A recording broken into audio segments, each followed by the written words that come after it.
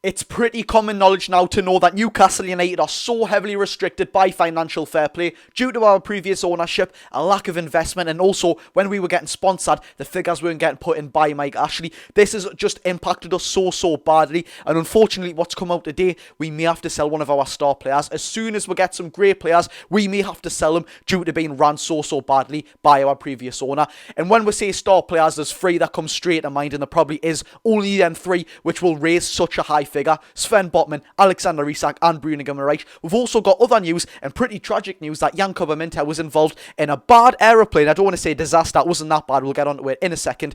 An aeroplane sort of bad situation, we will get onto that, but he is all okay now. Isaac Hayden has been recalled from his loan at Standard Liège, and much more. Without further ado, let's take a look at all situations and news from today. Right then, lads and lasses, how we're doing, and welcome back to the channel. I hope you are all doing just fine. I genuinely was not planning on doing a video today, but this news has come out in quite a fair bit of news, so we are going to have to make a video because it's important, and I'll never ever let you down on a news sort of video. So before we get into it, hit the like button if you can, repay me with the news that I'm bringing you, subscribe if you haven't already. I really do appreciate, lads, that cannot be sort of understated. And also, what I didn't mention in the start of the video, another bit of news, another bit of... I can't get my head around it. Darren Eales, of course, Newcastle United CEO, has said that there's no intention to loan players from Saudi Arabia, of course, the Saudi Pro League, which is absolutely mind-boggling to me. Why on earth would we vote for the sort of favour of doing Saudi Pro loan deals? And many other teams did it as well. It's now legal that we can do these deals in a position where Newcastle United don't have the depth that we need right now. We need players in, as there's many injuries as well. We can get fantastic players from that league, and apparently we don't want to do them, which is something we can exploit to benefit us so heavily. And some fans may be like, well, it's cheating, I don't want to do it anyways, it sets a bad example for the club. That's your opinion, I'll never sort of ridicule anyone's opinion, but for me personally, if it's legal, if it's going to benefit us, I don't care what other clubs think. If they think bad about it, doesn't matter. We support Newcastle, we don't support Wolves or Bournemouth or Arsenal, for example. Do you know what I mean? It's more about benefiting Newcastle than pleasing other teams. Like Eddie Howe said, we're here to be popular, or we're here to compete, we're not here to be popular. So if there's something we can exploit and get players in the team like Brozovic from Al Nassr, like Sergio Milinkovic-Savic, who's one of the best midfielders, or maybe not so much now because he's in that league, but who's been one of the best midfielders in a very long time, or Alexander Mitrovic, Riyad Mahrez, even Maxi, the list goes on of players we could buy from that league, but we're not going to exploit it. It's all a bit daft from Newcastle. I do believe that's something which could really benefit us, and not getting it is something that may harm us, and it's pretty much shooting ourselves in the foot. Anyways, we sort of raised up that occasion of voting to do Saudi loan deals. But in other news today, and we'll get straight onto it, Isaac Hayden has been recalled from Standard Liège. His loan in Belgium didn't go out too well. His manager in Standard Liège said that he was just too inconsistent for the team. He wanted someone who could add quality straight away, and he said Isaac Hayden did do that, but his injuries has just let him down yet again, which is the biggest factor with Isaac Hayden. You let me know down below if you'd give him some first team minutes, or you try and get shot of him on first sight. Now, for me personally, he was one of the best of the bad bunch in the previous era, let's be real. For me, I actually really did like Isaac Hayden. I thought he was so underrated. His tackling was on point, never scared of a tackle, always into the challenges. Made a fair few good moments for, I remember that last minute header against Chelsea as well, come off his nose, I believe. But he just can't do it now, is he? His knees are always failing, he's too slow for the Premier League. If we could utilise him, if it's someone that Eddie could use his last bit of magic on, then please use it on Isaac Hayden. But the thing is, they have had a bit of fallout before, haven't they? He has been sent to the under-21s team, so I don't think it'll be happening there. But he has been recalled to Newcastle United. You let me know down below if you get shot of him or give him some first team minutes. He is injured right now, though. Now on to what I was on about on Jan Minter before we got on to selling one of our best assets. I was going to say aspects there, which we don't really want to do it, but let's be real. In a situation what we are in, to raise funds, to benefit the team long term, it may just have to happen. Are we going for it? Do we want it to happen? Absolutely not. But it might be out of our control. Now, on to the Jan Minter situation. I'm reading this off my right, hence why I am looking to the right. And it's quite bad, actually. This is what's come on. Of course, Jan Minter got selected for the Gambia to go to the African Cup of Nations and represent his country. Fantastic sort of achievement for him at the very young age what he is as well. I believe he's 19 years old.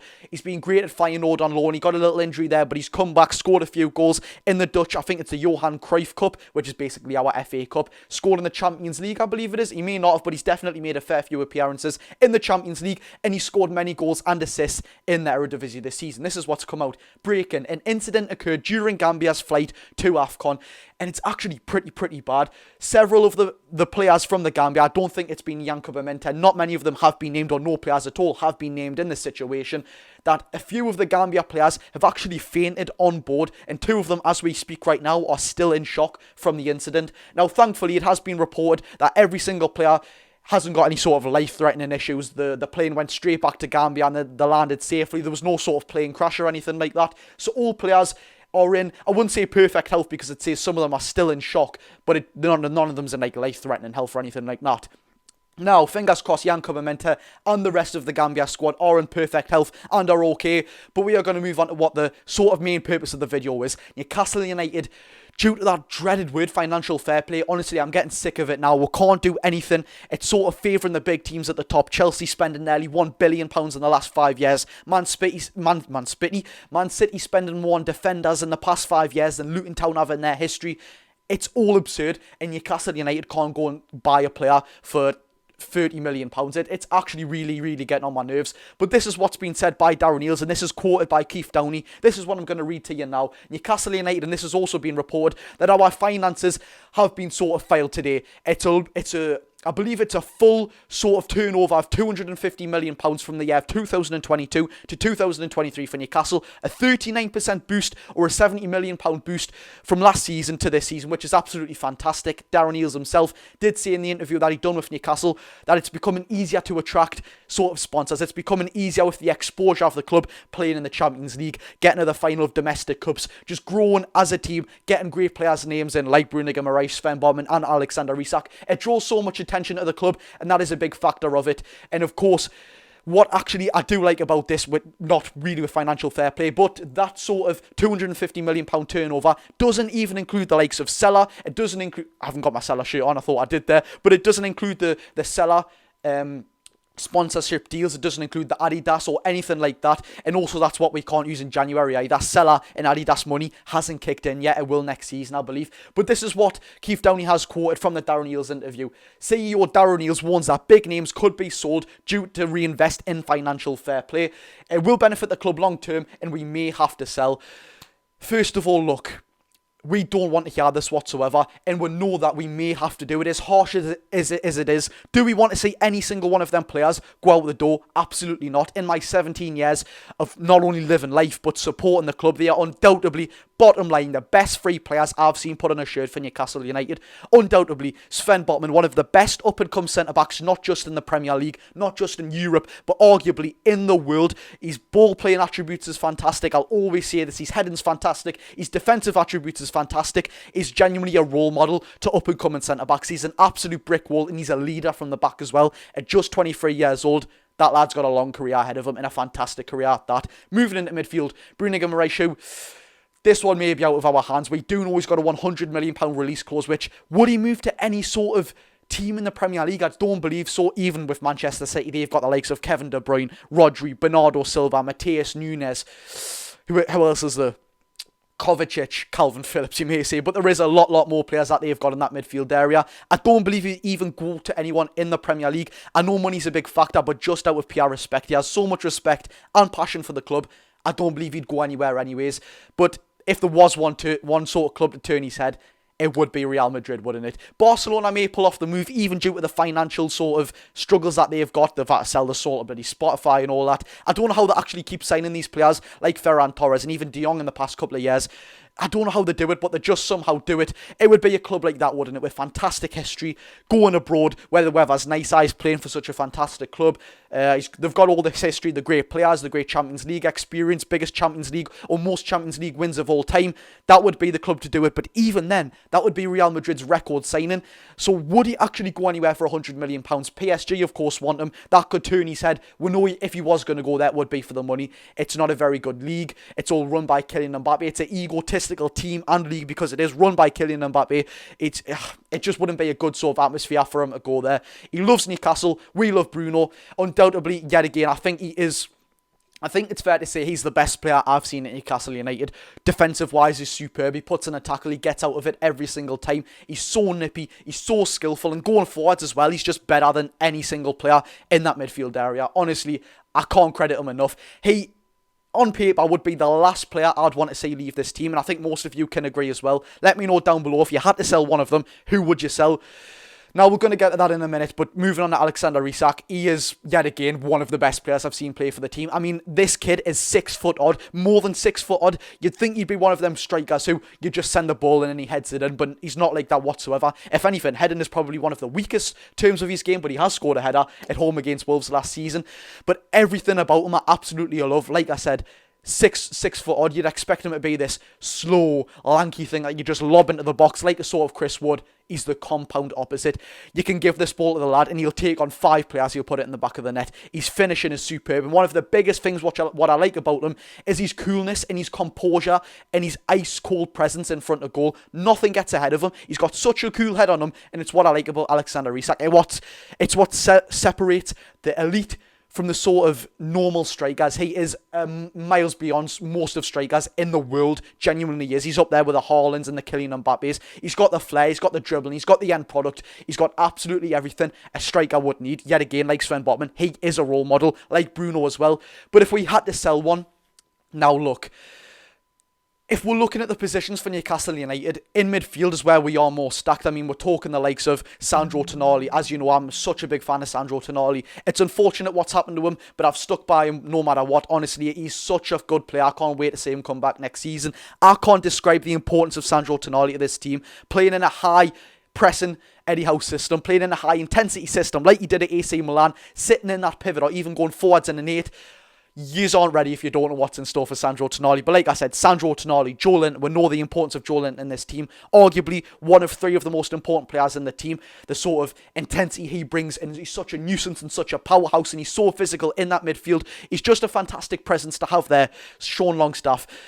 Now for me, Sean Longstaff, people have been saying, sell him, get about £20 million for him. For me personally, Sean Longstaff is much more valuable to Newcastle United than any other team on the planet. He works in the team so well. He hasn't been performing that great this season, but last season he was so instrumental, and fingers crossed in the second half of this season when we've got our players back, he can get back to that yet again. Against the Mackhams he did play pretty well, but what I'm saying, the sort of pattern with him is he's so inconsistent in front of goal. He needs to start putting these chances away, and he'd get so much more confidence, even though he has a lot of confidence already. So that's Sandro Tonali, Joelinton, Bruno Guimaraes, and of course not even to mention the names of Joe Willock, Elliot Anderson, who I believe now falls behind the pecking order of 17-year-old Lewis Miley. For me, Elliot Anderson, it's a weird one. Joe Willock, of course, we don't need to talk about him. He's a fantastic player who can interchange with the left winger as well if Joelinton was there. That was a fantastic sort of attribute which we did utilise last season. But with Elliot Anderson, I think he's going to be a fantastic prospect. He's got so much potential. He already is a very good player right now, but I don't know what it is. There's something in him I can't see. His physicality, I think, is very, very good. He shields the ball very well. He uses his body very well when he's guarding the ball.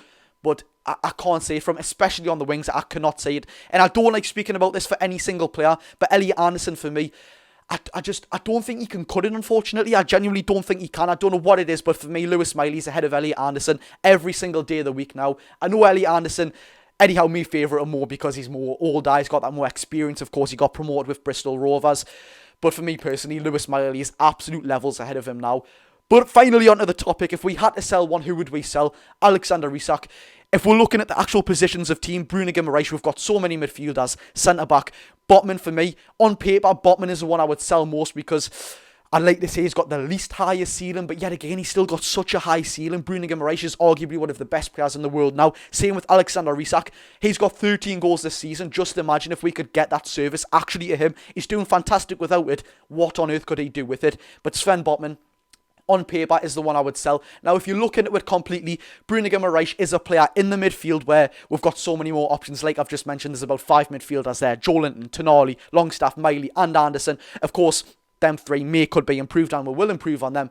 But centre-back Sven Botman, He is the most important centre-back at the club. We'll look at Fabian Shaw, Dan Burn, Jamal Lascelles, Paul Dummett and Emil Kraft, our 5 centre-backs in that team. Every single one is aging. I believe Jamal Lascelles is the youngest out of them as well. So Sven Botman, for me, probably when you actually take it into concept, is the most important there. Because if we sell Sven Botman, we've got, 3 elite defenders who are 30 years plus. But if we were to sell Sven Botman, it would have to be for a high fee, and then we'd have to invest it on centre-backs. And then what's the point of just buying centre-backs and not really investing where we need a right winger, a striker, a CDM maybe, a centre defensive midfielder. It's all a complete just kerfuffle for Newcastle United at the minute. Something what needs to be sorted out and will need a lot of intelligence to sort out as well. Alexander Isak, we've only basically got 2 strikers at the club now. A third striker is undoubtedly needed. I've always turned my head to Sergio Guirassy. 17 goals in 12 starts, I believe it is, for him in the Bundesliga, and a goal in the DFB Pokal, the German FA Cup.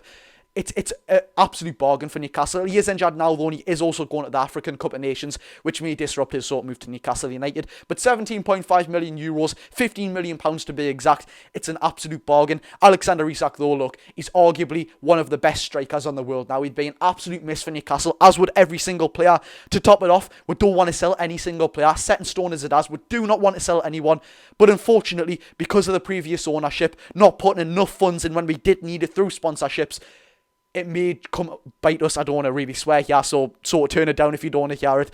But it's going to come back to bite us in the arse now, and I don't like to say it whatsoever, but it is. So if you had to sell one of our 3 key players, which yet again, we don't even need to mention it, we don't want to sell anyone, we don't even like talking about the topic of selling them, who would you sell? Let me know down below. And also, I might as well mention this, Darren Eales has revealed to also include some more funds. Newcastle have been looking for a training ground, so, when they wear the bibs in training. A sponsor for that, and many other ones as well, like a training ground sponsor, which yet again, it's fantastic. It'll bring in more sort of funds for the team. You can't really complain. No one's bothered about what the sponsor would be for a training ground bib, would they? They could make a bloody Febreze for all our care. Give for £10 million to spend, we probably wouldn't get that much for a training ground fee, to be fair. And also something which I didn't pick up on yesterday, because the video was already out there, Dominic Solanke is linked with a move to Newcastle United. For me personally, is he a good striker? Yes. Would I have him at Newcastle United? Yes. Would I have him at Newcastle United under the circumstances which Bournemouth sort of require for Newcastle? And they are going to be asking for no more than £40 million. And even at that,